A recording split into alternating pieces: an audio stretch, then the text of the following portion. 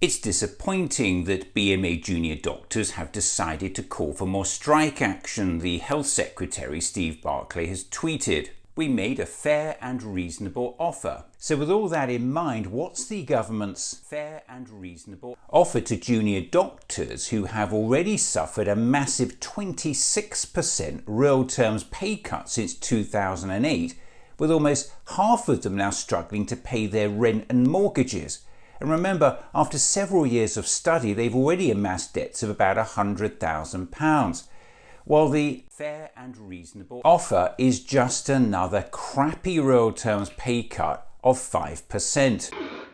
And even if, as economists believe, inflation falls this month to between 8 and 8.5%, it will still be just another crappy real terms pay cut. After all our junior doctors did to keep us safe during the pandemic, that's all the Health Secretary thinks they're worth. Well, absolute bollocks to that. And it gets worse. To justify this bollocks, the Chancellor is running around UK news shows telling viewers this. Strike action is holding back growth. It's also leading to cancelled operations and school closures. When will you resolve these disputes? We want to resolve the public sector strikes as quickly as we can. We're prepared to be completely reasonable. We will talk about anything except measures that will entrench high inflation. What the Chancellor is saying, unchallenged, is that our nurses and our doctors and our teachers can't be allowed inflation-busting pay rises because, in his words, we will talk about anything except measures that will entrench high inflation.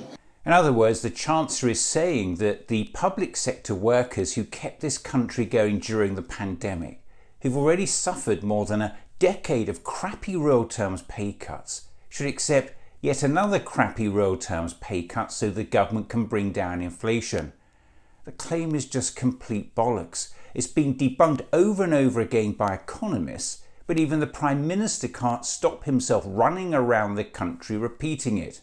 Look, the most important thing we can do to help people is to control inflation. We've got to reduce inflation. That's what's making life difficult for nurses and for everyone else in the country. And a big part of how we are going to grip and reduce inflation is by having restraint when it comes to pay settlements. The Prime Minister is also sending out ministers to repeat it. So, one of the factors that we have to consider, particularly at a time of high inflation, is if we do inflation matching pay rises, that can actually drive inflation further. But it's completely untrue.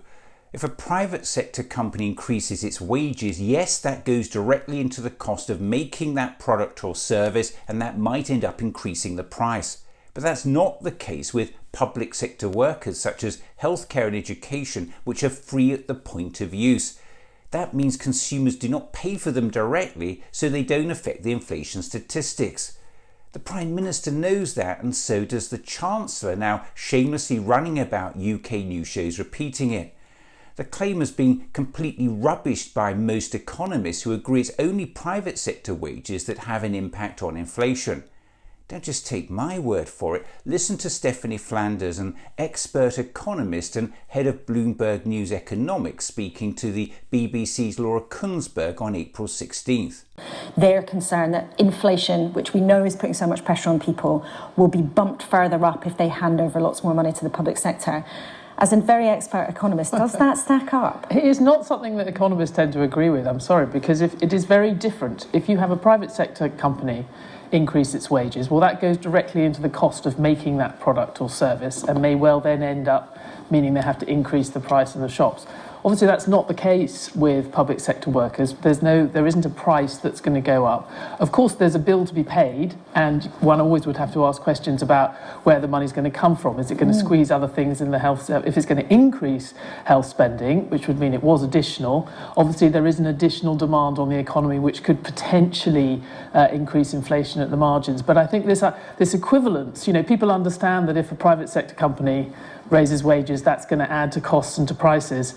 It just isn't the same thing for public sector workers. And when you've had the kind of gap that's opened up since 2010 between public and private sector workers in terms of their pay, even with the difference of conditions and other things, that is in itself an issue in terms of morale and in terms of the sort of stability of the system. So on the government cites this is a reason for not giving our doctors, our nurses, our teachers and other public sector workers the fair pay rise we all know they deserve. We will talk about anything except measures that will entrench high inflation. Please remember they're again talking complete bollocks.